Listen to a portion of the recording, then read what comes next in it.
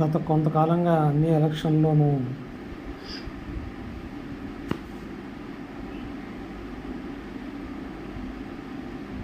Free పథకాలు, ఈ పథకాలు, ఆ పథకాలు, అవి ఇస్తాం అని చెప్పి మభ్యపెట్టి అధికారంలోకి వచ్చిన పాలకపక్షాలు,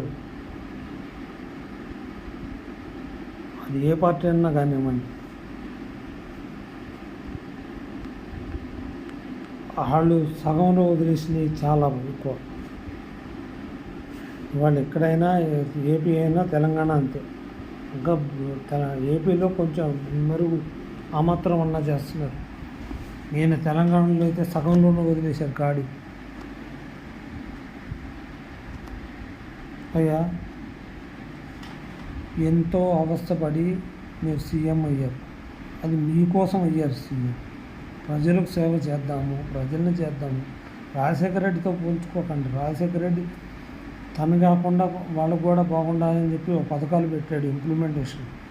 మీరు దానికి కాదు, ఎవరితో పోల్చుకునే పద్ధతి లేదు. నేను 3 రంగుల జెండా పట్టి అని ఒక పాట పాడితే ఎగిరితే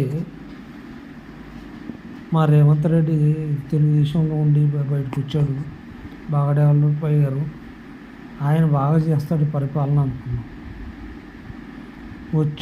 వచ్చిన రోజు ప్రజాపాలన అన్నారు. ఆహా ఊహు అనుకున్నాం ప్రజాపాలన చూసి.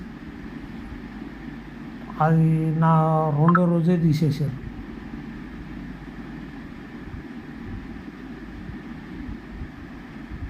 నెక్స్ట్ కరెంటుది, మహిళా శక్తి, అవన్నీ 6 గ్యారెంటీలు సోనియమ్మ ఇచ్చిన పెట్టి రాహుల్ గాంధీని, ప్రియాంక గాంధీని తీసుకొచ్చి అద్భుత పథకాలను ఇంప్లిమెంటేషన్ చేస్తామని తీసుకొచ్చి వేశారు. వచ్చిన కాడి నుంచి పరిపాలన సర్దుకోవడమే సరిపోయింది. ఇంతవరకు ఆ బండి సగం కూడా నడవల. ఇంకా 2సారి అవకాశం ఇస్తే యూరియానే సరిగ్గా ఇంప్లిమెంటేషన్ చేయలేకపోతున్నాము. రేపొద్దున మళ్ళీ ఇస్తే ఇంకెక్కడికి తీసుకెళ్తావు రాష్ట్రాన్ని? వాళ్ళు ఎట్టకు సగం నాశనం చేశారు. ఇప్పుడు ఉన్నదాన్ని అన్నా కొంచెం ఇంప్రూవ్ చేయమంటే ఎక్కడ ఇంప్రూవ్ లేదు, పాడు లేదు. మళ్ళీ నీకు ఎట్లా అవకాశం ఇస్తారు?